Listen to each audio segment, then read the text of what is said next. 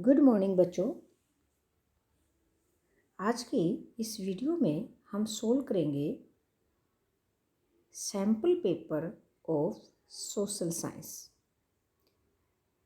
जो कि Haryana board of school education के द्वारा तैयार किया गया है बच्चों। और इस पेपर के दो पार्ट हैं।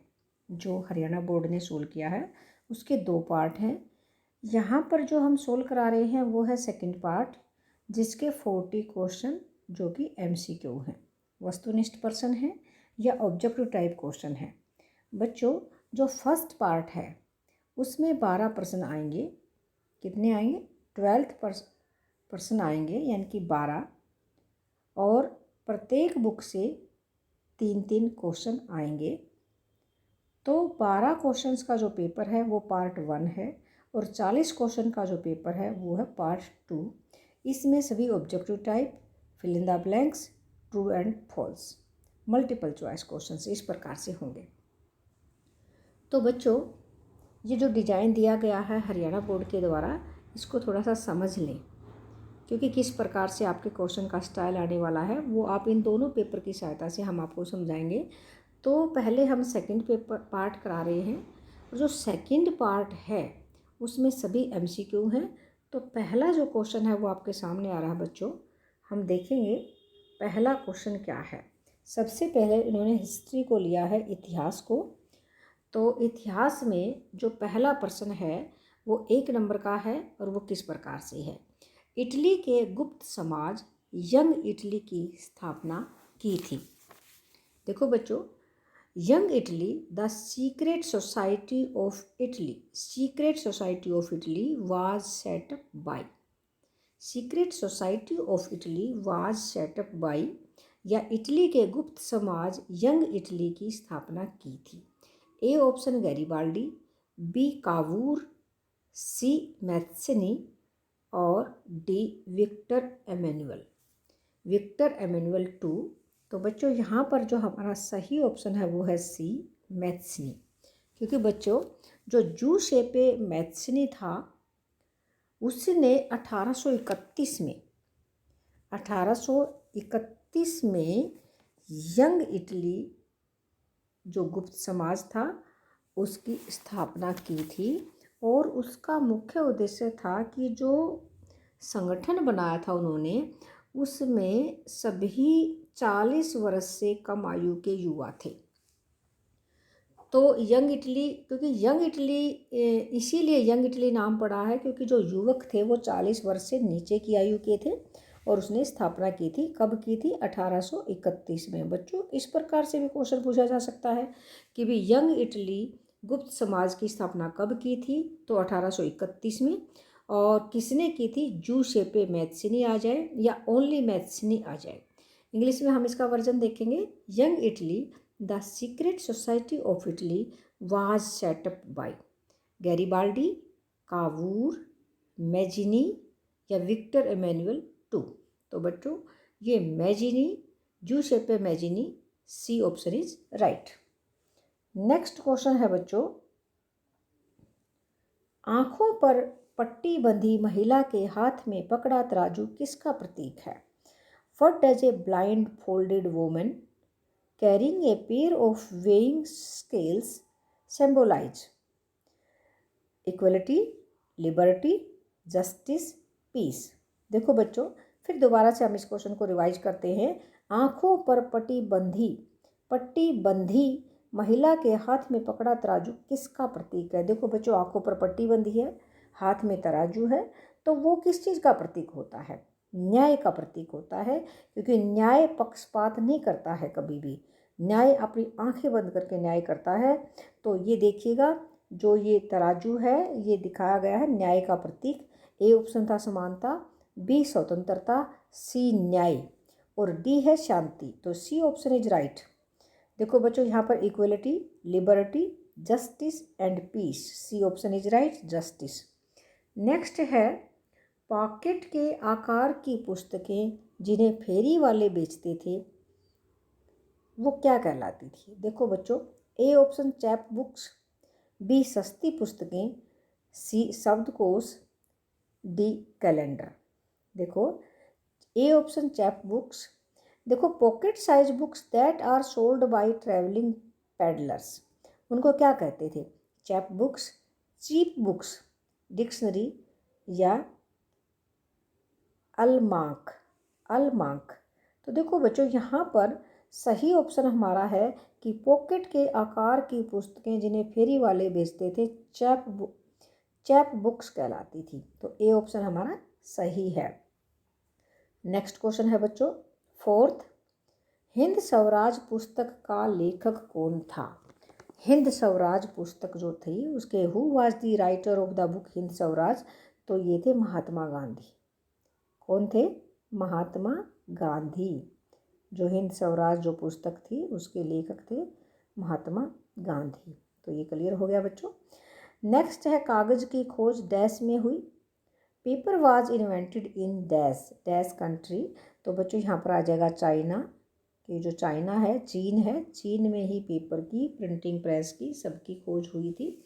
जो भी मुद्रण सामग्री थी या मुद्रण का पेपर था वो सब चीन में हुई थी। तो यहाँ पर सही ऑप्शन हमारा है चाइना। नेक्स्ट है बेल्जियम में किस जातीय समूह की सबसे बड़ी आबादी है?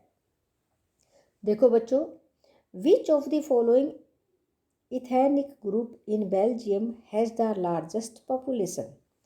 वैलून, फ्लेमिश, जर्मन, मुस्लिम। देखो यहाँ पर हम देखेंगे बेल्जियम में किस जातीय समूह की सबसे बड़ी आबादी है? वैलून, फ्लेमिश, जर्मन, मुस्लिम। तो बच्चों सबसे बड़ी जो आबादी है वो कौन सी है? फ्लेमिश। किस जातीय समूह की सबसे बड़ी आबादी? Flemish. B option is right. Next question है सेवंथ, बहुसंख्यकवाद के सिद्धांत के कारण डैश में युद्ध हुआ? कहाँ पर युद्ध हुआ? तो बच्चों A option Sri Lanka, A option यहाँ पर है श्रीलंका, बी भारत, सी बेल्जियम, डी ब्रिटेन। तो बच्चों यहाँ पर राइट जो ऑप्शन है वो श्रीलंका है, क्योंकि श्रीलंका में ही बहुसंख्यकवाद के सिद्धांत के कारण युद्ध हुआ था। बहुसंख्यकवाद क्या है कि जिस जाति की संख्या ज़्यादा होती है वो सोचते हैं कि उनका ही राज होना चाहिए, सत्ता में उनका ही साझेदारी होनी चाहिए। तो इसको बोलते हैं बहुसंख्यकवाद। तो बच्चों यहाँ पर श्रीलंका राइट है, ए ऑप्शन। नेक्स्ट हम देखते हैं आगे। देखो अगला क्वेश्चन है, निम्नलिखित में से कौन सा देश साथ लेकर चलने वाले संघ का उदाहरण है? देखो बच्चों साथ लेकर चलने वाले संघ का उदाहरण है Sri Lanka, Bharat, Pakistan, America. Which of the following countries is an example of holding together federation? Holding together federation.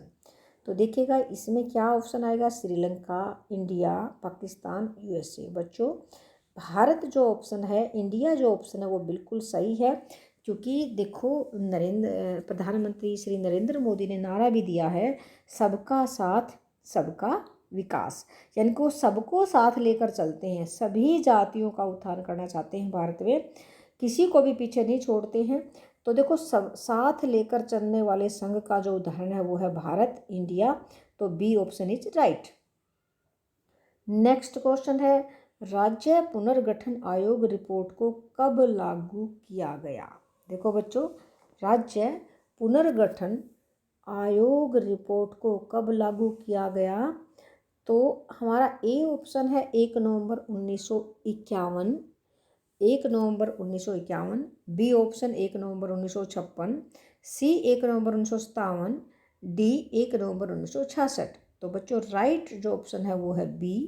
देखिएगा in which year State Reorganisation Commission report was implemented? तो ये कब इम्प्लीमेंट हुई थी? जो 1 नवंबर 1956। B option is right. A option था 1 नवंबर 1951, सी 1 नवंबर 1957 और डी 1 नवंबर 1966। तो 1 नवंबर 1956 इज राइट। नेक्स्ट है, इनमें से कौन बहुजन समाज पार्टी का संस्थापक है? ये बहुत इंपॉर्टेंट क्वेश्चन है और बहुत ही आसान है। देखिएगा कांसीराम, बी ऑप्शन है Shahu Maharaj, C B R Ambedkar और डी ज्योतिबा फुले। देखो बच्चों, which among the following is the founder of the Bahujan Samaj Party? तो कांसीराम ए ऑप्शन, जो कि बिल्कुल ठीक है। बी है Shahu Maharaj, C B R Ambedkar और डी ज्योतिबा फुले। तो बच्चों यहाँ पर राइट ऑप्शन है कांसीराम। नेक्स्ट क्वेश्चन है, भारतीय संविधान में डैश स्तरीय शासन व्यवस्था का प्रावधान है?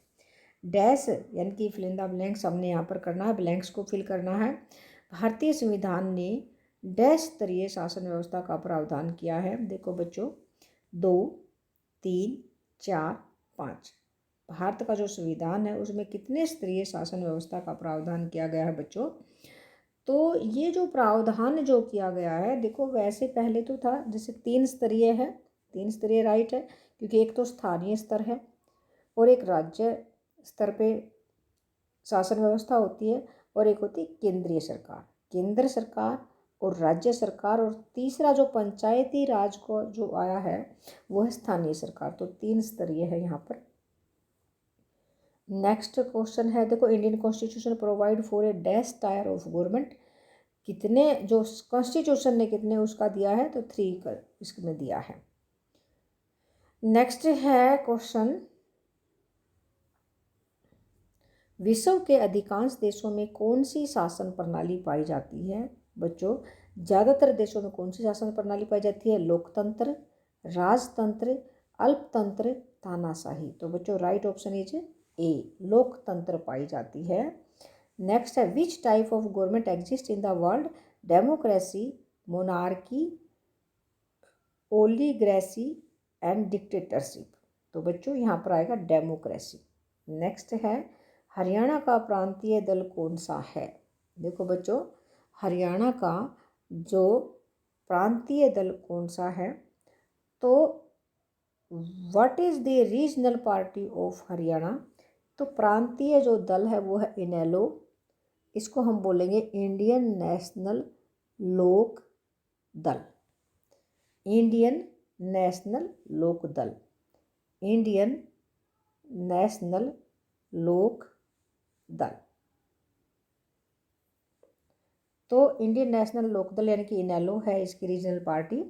एक लोकतांत्रिक सरकार किसके प्रति उत्तरदायी है? देखो बच्चों, लोकतांत्रिक सरकार किसके प्रति उत्तरदायी है? A democratic government is responsible to whom? किसके प्रति उत्तरदायी है? देखो बच्चों, ये जनता के प्रति उत्तरदायी होती है, फॉर पब्लिक, क्योंकि जो लोकतंत्र जो होता है वो जनता का, जनता के द्वारा और जनता के लिए होता है। तो democratic government is responsible to whom? तो यहाँ पर आएगा टू पब्लिक यानी कि जनता।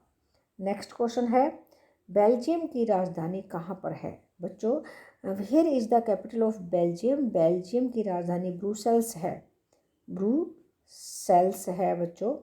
तो बेल्जियम की राजधानी जो है वो ब्रुसेल्स है।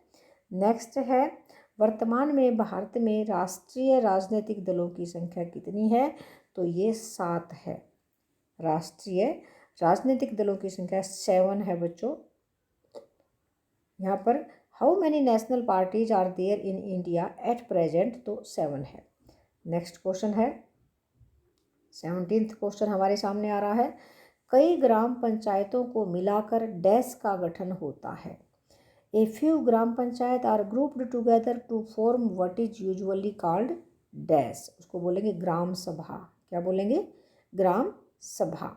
यहाँ पर ग्राम सभा का गठन होता है, GRAMSABHA। नेक्स्ट है, चुनाव लड़ने और सरकार में सत्ता संभालने के लिए एकजुट हुए लोगों के समूह को डैश कहते हैं? क्या कहते हैं बच्चों? पॉलिटिकल पार्टी या राजनीतिक दल, इसको हम कहेंगे राजनीतिक दल, राजनीतिक दल इनको हम कहते हैं। नेक्स्ट क्वेश्चन है, देखो इसको इंग्लिश में बोलते हैं, a group of people who come together to contest election and hold power in the government is called a political party, राजनीतिक दल। भारतीय संविधान में कितनी भाषाओं को अनुसूचित भाषा का दर्जा दिया गया है? वो दिया गया 22 भाषाओं को, 22 languages. How many scheduled language are recognized by the Indian constitution? तो यहाँ पर आएगा 22। नेक्स्ट है, श्रीलंका की आबादी में ईसाई लोगों का हिस्सा कितने प्रतिशत है बच्चों? What is the percentage of Christians in Sri Lanka? तो यहाँ पर ये आएगा 7%। नेक्स्ट हमारा क्वेश्चन आ रहा है भूगोल। भूगोल आ गया, ज्योग्राफी आ गई हमारी। तो ज्योग्राफी में 21st क्वेश्चन हमारा है, वे सारे संसाधन जो निर्जीव वस्तुओं से बने हैं क्या कहलाते हैं? तो उसको बोलते हैं अजैव। अजैव। देखो बच्चों, नॉन लिविंग, एक होते हैं लिविंग जैव और एक होते हैं नॉन लिविंग अजैव। All those things which are composed of non-living things are said to be अजैव, non-livings। Next है, नेक्स्ट क्वेश्चन हमारे सामने है बच्चों, भारत में भूमि पर विभिन्न प्रकार की भू आकृतियों में मैदान भू क्षेत्र कितने प्रतिशत है? यानी कि भू क्षेत्र, मैदान भू क्षेत्र यानी कि प्लेन एरिया, प्लेन जो एरिया है वो कितने प्रतिशत है? तो बच्चों वो जो प्लेन एरिया है जहाँ पर हम खेती बाड़ी कर सकते हैं, उद्योग धंधे लगा सकते हैं, वो है 43%। देखिएगा, in India land under a variety of relief features about how much land area is plane?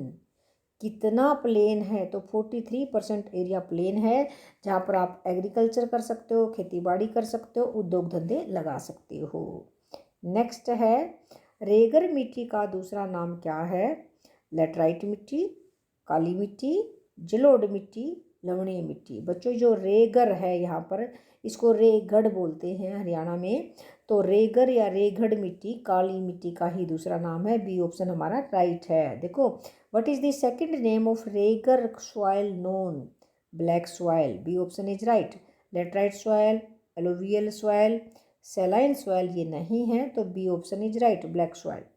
Next question है, पंजाब में भूमि निम्नीकरण का निम्नलिखित में से मुख्य कारण क्या है? देखो बच्चों, गहन खेती, वन उन्मूलन, अधिक सिंचाई। ये बहुत इंपॉर्टेंट है, ये क्वेश्चन बार बार एग्जाम में पूछा जाता है। अधिक सिंचाई, डी था अति पशुचारण। तो देखेंगे दोबारा से इसको, विच one of the following is the main cause of land degradation इन पंजाब? देखो, लैंड डिग्रेडेशन इन पंजाब यानी कि जो लैंड की जो क्वालिटी है ना वो डिग्रेड हो गई, यानी कि कम हो गई, निम्न हो गई, घटिया क्वालिटी की लैंड हो गई। किस कारण से, क्या रीजन था? तो intensive cultivation, deforestation, over irrigation. Over irrigation या अधिक सिंचाई बिल्कुल राइट ऑप्शन है कि ज़्यादा सिंचाई करने से भूमि की जो क्वालिटी है वो कम हुई, निम्नीकरण हो गया। ओवर ग्रेजिंग, घास चराने से कभी क्वालिटी नहीं घटती है। तो बच्चों C option is right. Next question है, इनमें से कौन सी एक फलीदार फसल है? दालें, ज्वार, मोटे अनाज, तिल। तो यहाँ पर दालें आएगा बच्चों, दालें जो कि फलीदार फसल है। Which one of the following is a leguminous crop, यानी कि फलीदार? Pulses right, jowar no, millets no, and sesame ये भी गलत है।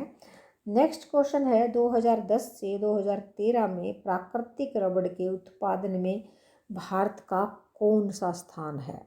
प्राकृतिक रबड़ के उत्पादन में भारत का कौन सा स्थान है? तो देखो बच्चों, दूसरा ए ऑप्शन 2, दूसरा बी ऑप्शन 5वां, सी ऑप्शन 4था और डी ऑप्शन 6था। तो बच्चों हमारा सी ऑप्शन इज राइट है, जो कि 4th नंबर पर है ये। इन 2010 से 2013 what is the ranking of India in world production of natural rubber? तो नेचुरल रबड़ में, प्राकृतिक रबड़ के उत्पादन में भारत का 4था स्थान है। नेक्स्ट है, निम्नलिखित में से कौन सा नगर भारत की इलेक्ट्रॉनिक राजधानी है? ए मुंबई, बी कोलकाता, सी पुणे, डी बेंगलुरु। तो बच्चों जो बेंगलुरु है वो इलेक्ट्रॉनिक राजधानी है। इसको हम देखते हैं। विच one of the following town is the electronic capital of India? Mumbai, Kolkata, Pune, Bengaluru. D option is right. Next, कौन सा अंतःस्थलीय नदीय पतन है? Which is a riverine port? Riverine port यानी कि अंतःस्थलीय है और नदी के ऊपर जो बंदरगाह बना है। नदीय पतन कौन सा है? कौन सा अंतःस्थलीय नदीय पतन है?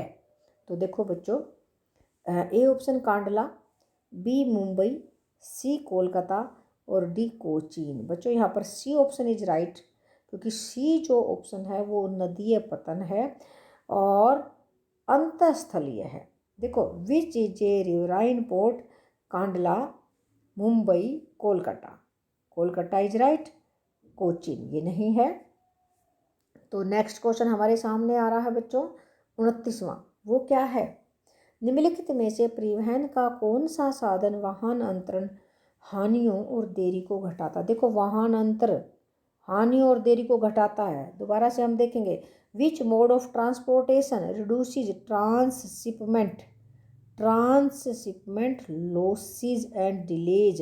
एक तो लॉस होता है और एक होता है देरी होती है। ये कौन सा परिवहन का साधन जो इनको कम करता है? रेलवेज नहीं, रोडवेज ये भी नहीं है, और है पाइपलाइन परिवहन। ये बहुत इंपॉर्टेंट है, ये देरी को भी घटाता है। तो ये वाटरवेज है, जल परिवहन। तो सी ऑप्शन हमारा बिल्कुल सही है, pipeline. C option is right. तो बच्चों देखो, निम्नलिखित में से परिवहन का कौन सा साधन वाहन अंतरण हानि और देरी को घटाता है? तो सी ऑप्शन इज राइट, यानी कि पाइपलाइन देरी को घटाता है। नेक्स्ट क्वेश्चन है, भिलाई इस्पात कारखाना किस राज्य में है? जो भिलाई इस्पात कारखाना किस राज्य में है? In which state Bhilai steel plant is located? तो बच्चों ये है छत्तीसगढ़ में, छत्तीसगढ़ में। नेक्स्ट है, क्या पहला सीमेंट उद्योग 1904 में चेन्नई में लगाया गया था? तो हमने क्या उत्तर देना है? यस, ये सही है। हाँ, ये सही है, यानी कि ट्रू है, बिल्कुल 1904 में चेन्नई में पहला सीमेंट उद्योग लगाया गया था। अगला question, does the first cement industry establish in 1904 at Chennai? Yes, it is right. इसको हम लिखेंगे यस। ओके। नेक्स्ट है, निम्न में से कौन सा उद्योग चूना पत्थर को कच्चे माल के रूप में प्रयुक्त करता है? देखो बच्चों, चूना पत्थर, जो चूना पत्थर होता है उसको कच्चे माल के रूप में कौन प्रयोग करता है? वो करता है सीमेंट उद्योग। B option is right. देखो बच्चों, ए ऑप्शन था एल्यूमिनियम, ये नहीं है। बी सीमेंट, सी चीनी और डी पटसन। तो बी ऑप्शन बिल्कुल सही है। देखिएगा, इसको हम देखते हैं इंग्लिश वर्जन में।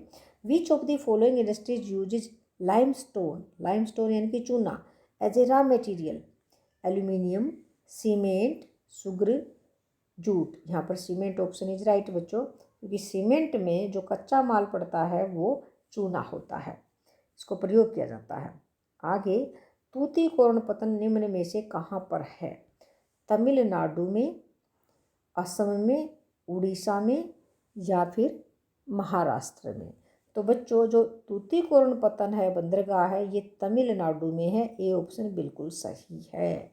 नेक्स्ट हम देखते हैं यहाँ पर इंग्लिश मीडियम में, Tuticorin port is at which place out of the following? दिखेगा, कहाँ पर स्थित है तूतीकोरण पोर्ट? तो तमिलनाडु में, आसाम में, उड़ीसा में या फिर महाराष्ट्र में? देखो बच्चों, जो तूतीकोरण जो पोर्ट है वो कहाँ पर है? In which place out of the following, भाई कहाँ पर है वो? तो जो ये है तमिलनाडु में। A option is right. अब हम देखेंगे, क्या चेन्नई हमारे देश का प्राचीनतम पतन है? Is Chennai one of the oldest port of India? तो देखो, जो चेन्नई जो है वो ओल्डेस्ट पोर्ट नहीं है इंडिया का, क्योंकि जो ओल्डेस्ट पोर्ट है वो कोलकाता है। कोलकाता है, यानी कि कलकत्ता है, और जो चेन्नई है वो तो दूसरे नंबर पे है।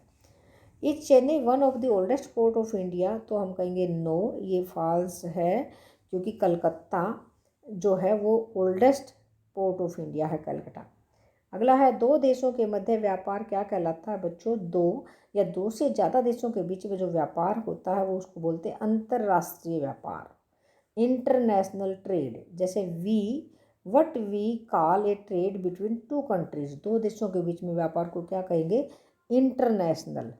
हम बोलेंगे इंटरनेशनल या अंतर्राष्ट्रीय व्यापार, इंटरनेशनल ट्रेड, इंटरनेशनल ट्रेड हम उसको बोलेंगे। अब है अर्थशास्त्र बच्चों। अर्थशास्त्र में पहला क्वेश्चन है, ऋण के अनौपचारिक स्रोतों में शामिल नहीं है।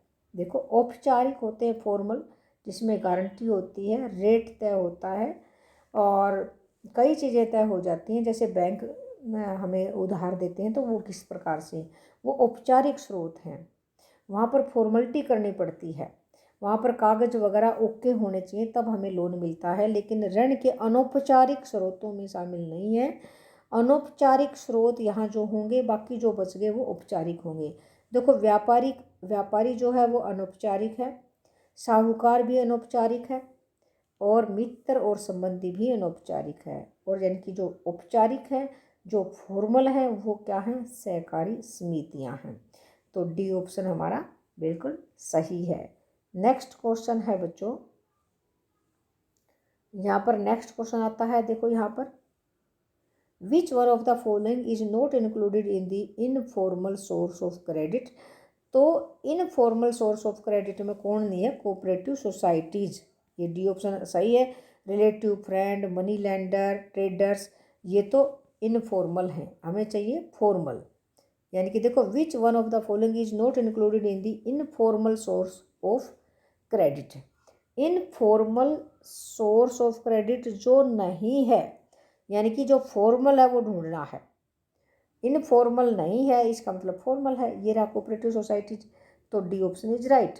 सामान्यतः किसी देश का विकास निर्भर करता है किस पर? प्रति व्यक्ति आय, औसत साक्षरता दर, लोगों की स्वास्थ्य स्थिति, उपरोक्त सभी। डी ऑप्शन सही है। देखो बच्चों, जो HDI है, ह्यूमन डेवलपमेंट इंडेक्स, मानव विकास सूचकांक, वो 3 चीज़ों को शामिल करता है। मैं यहाँ पर उसको फार्मूला बताती हूँ, LIE। देखो बच्चों, L का मतलब है लाइफ एक्सपेक्टेंसी, जीवन प्रत्याशा, I का मतलब इनकम और E का मतलब एजुकेशन।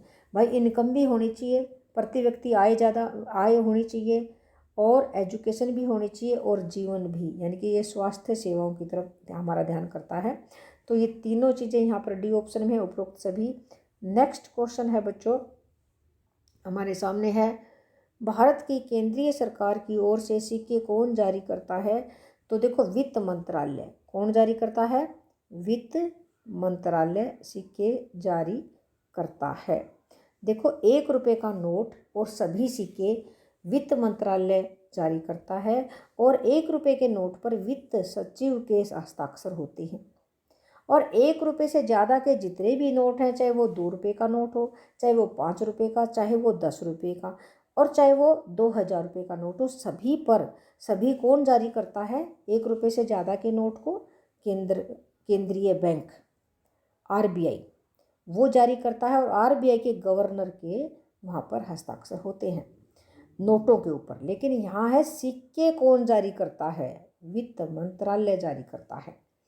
तो देखिएगा, प्रति व्यक्ति आय की गणना का सूत्र दें। State the formula for calculation of per capita income. देखो बच्चों, पर कैपिटा इनकम निकालने का फॉर्मूला क्या होता है? राष्ट्रीय आय। यहाँ हम लिखेंगे राष्ट्रीय आय बटे जनसंख्या, बटे क्या आ जाएगा? जनसंख्या। यानी कि नेशनल इनकम ओब्लिक पॉपुलेशन, क्या आ जाएगा? पॉपुलेशन। जो राष्ट्रीय आय बटे में जनसंख्या, प्रति व्यक्ति आय की गणना आ जाती है। देखो, state the formula of calculation of per capita income, PCI, per capita income, राष्ट्रीय आय बटे जनसंख्या, प्रति व्यक्ति आय, नेशनल इनकम बटे पॉपुलेशन। तो बच्चों, ये क्लियर हो गया है। नेक्स्ट क्वेश्चन हमारे सामने आ रहा है, GDP का पूर्ण रूप लिखिए या write full form of GDP। देखो बच्चों, G से gross, GROSS, gross domestic product. बच्चों, ग्रोस डोमेस्टिक प्रोडक्ट यानी कि सकल घरेलू उत्पाद। सकल घरेलू उत्पाद है GDP की फुल फॉर्म। सकल घरेलू उत्पाद क्या होता है? जो एक लेखा वर्ष में एक देश में जितनी भी वस्तुओं और सेवाओं का उत्पादन किया जाता है उसको क्या कहते हैं, ग्रॉस डोमेस्टिक प्रोडक्ट, जीडीपी। तो प्यारे बच्चों, आज ये हमने 40 क्वेश्चंस किए हैं और मैं उम्मीद करती हूँ कि आपको ये सभी क्वेश्चंस अच्छे से क्लियर हो गए होंगे, क्योंकि सभी जितने भी क्वेश्चन इसमें दिए गए हैं वो सब एग्ज़ाम के पॉइंट ऑफ व्यू से बहुत इम्पोर्टेंट है। तो इसी के साथ मैं आपसे विदा लेती हूँ। Thank you.